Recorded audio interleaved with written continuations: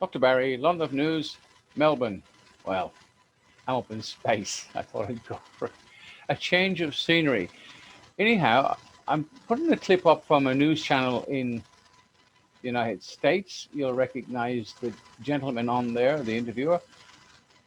I had to edit it a lot because I'm not allowed to say where it comes from, and I'm trying to do the right thing, which is extremely hard. But opening up, you'll see a clip from the past 1980 when AIDS was rampant and we were all going to be extinguished by this horrible disease which was spreading throughout the world. And well, yeah, I think a lot of people at that time were not born, so the younger people may not have seen this. But what the purpose of it is, this we have a very short memory. We forget it. It's like childbirth, and I worked in the theaters when women give birth naturally and cesarean, etc. The pain they go through is pretty awful. No guy would volunteer for it, but when it's all over, they forget. So we forget terrible things in our lives. Well, some things are unforgettable, but anyway, this anyway. So let's have a look at this, make your own decision. I'm not trying to preach to anybody, it's my personal opinion. And let's go and have a look.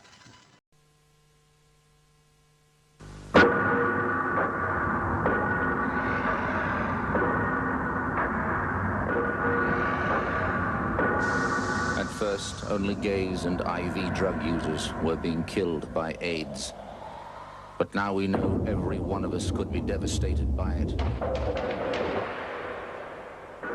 The fact is, over 50,000 men, women, and children now carry the AIDS virus. That in 3 years, nearly 2,000 of us will be dead.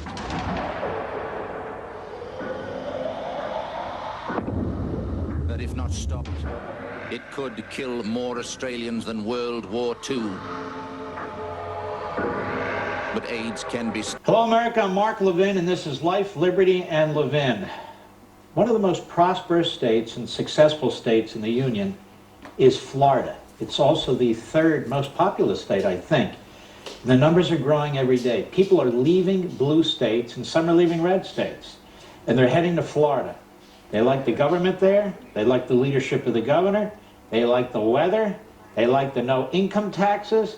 They just are moving to Florida. And Governor Ron DeSantis, how are you, sir? I'm doing wonderful, Mark. How are you? I'm doing great. You know, Governor, there's been a lot written about you.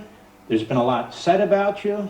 I do not believe in funneling all this information through the media because the media, for some reason, doesn't like you. Foremost, the virus, the coronavirus. What did you do out of the box? And what have you done since then to try and protect your population? Go right ahead. Well, we looked at the data that we had from other parts of the world as we were getting into March, and we saw that this was a virus that had a disproportionate impact on elderly people. And we're the second oldest state in the country, so that was something that was obviously very concerning to us. And so we really viewed it as taking action to protect those vulnerable people as best we could. So one of the things we did, I think before any other state, was protect nursing homes. So we prevented people from visiting for a time, but then I think more importantly, we barred hospitals from discharging sick nursing home residents back into the nursing homes. As you know, other states did the opposite and ordered those patients back. We viewed that as something that would be very hazardous, and at the time there was actually a lot of movement to send the nursing home residents back because people said, oh, you're going to run out of hospital beds, you got to clear the hospitals. And I looked at a lot of those models, quite frankly, Mark, and I didn't think that they were worth the paper they were printed on. They were based on flawed assumptions. They were not being validated in real time by what we were observing on the ground in Florida.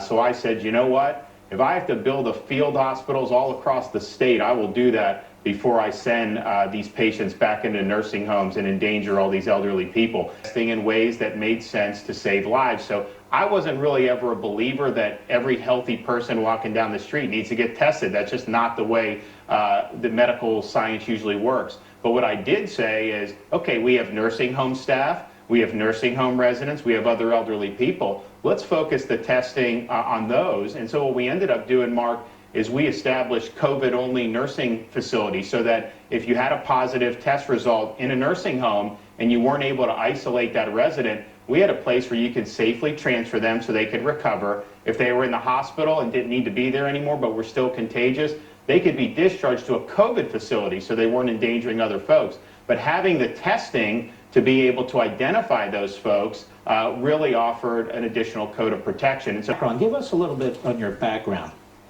well, Mark, I'm a native Floridian, which is somewhat rare these days. But I grew up playing sports, playing baseball, public school kid, ended up being recruited to play at Yale University. And I had never been to New England in my life. So I go up there. I showed up the first day of school with jean shorts and a t-shirt on, which was pretty standard for where I grew up in Florida. It was not well received in New England at a place like Yale. I played baseball there for 4 years.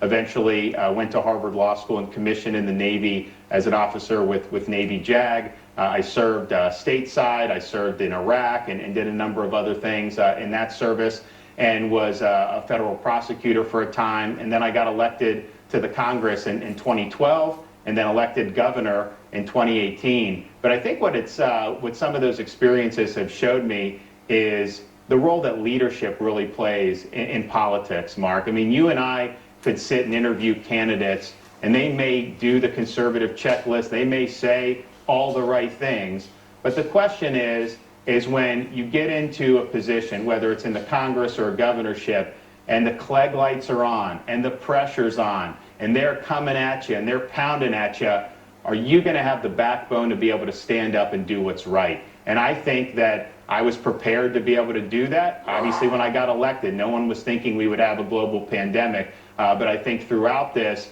I've always had the courage of my convictions to do what's right, to stand up for folks that necessarily no one was talking about, like people that work in restaurants, or parents that want their kids in in-person school, or the small business folks who've had their world turned upside down. I made sure to look out for them every step of the way, and I think Florida's been better for it.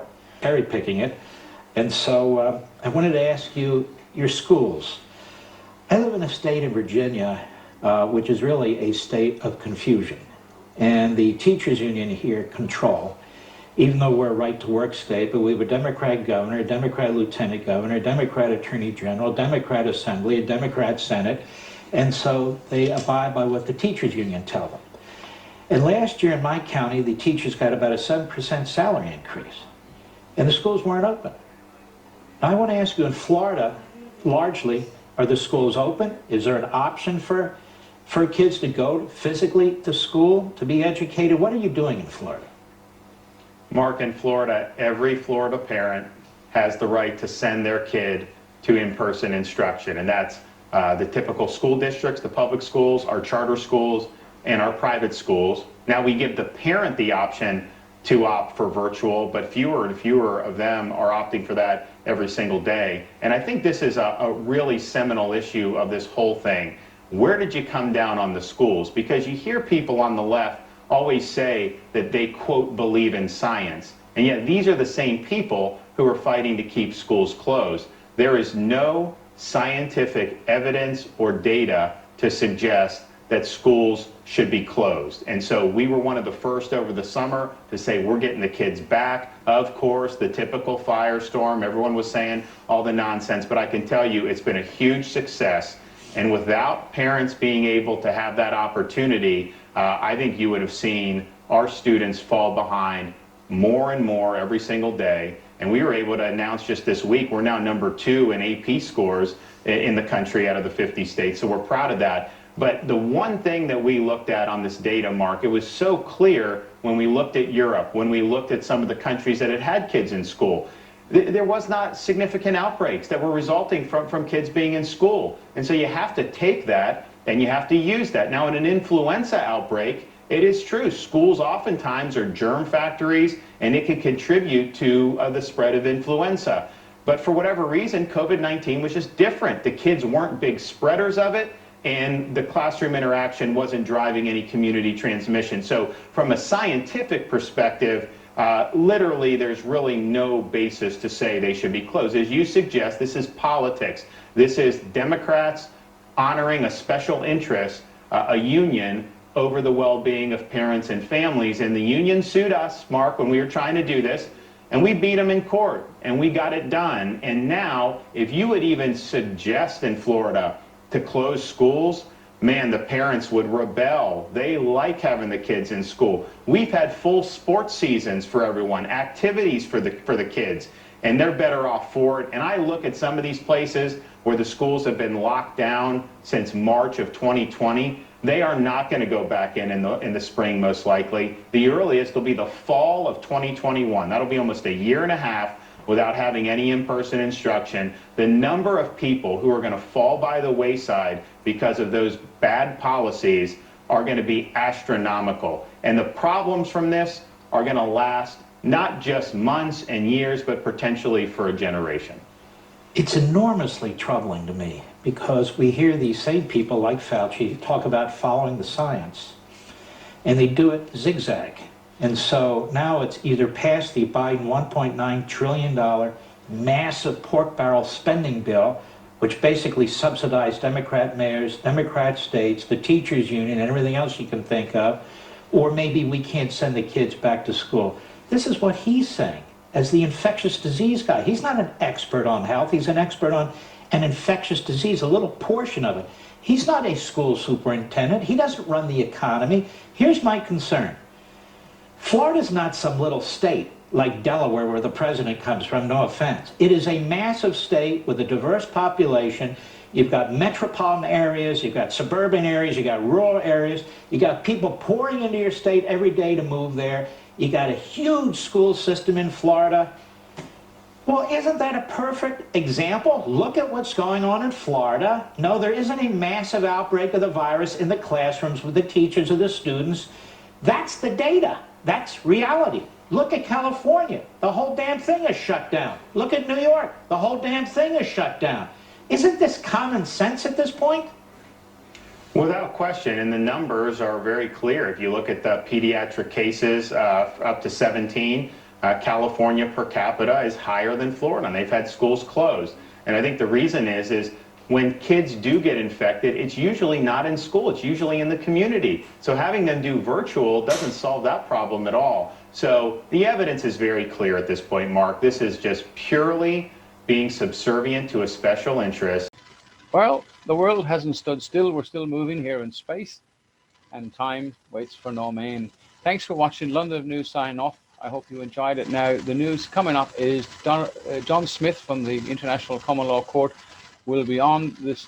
Well, we're going to talk to him tonight, which is Tuesday, and I'll put it up on Wednesday. So, or even on Tuesday night. Anyway, looking forward to talking to John in the UK. He's going to give us the update, and he's going to make some comments on what's happening here in Australia in relation to the Common Law International. Bye for now. Subscribe.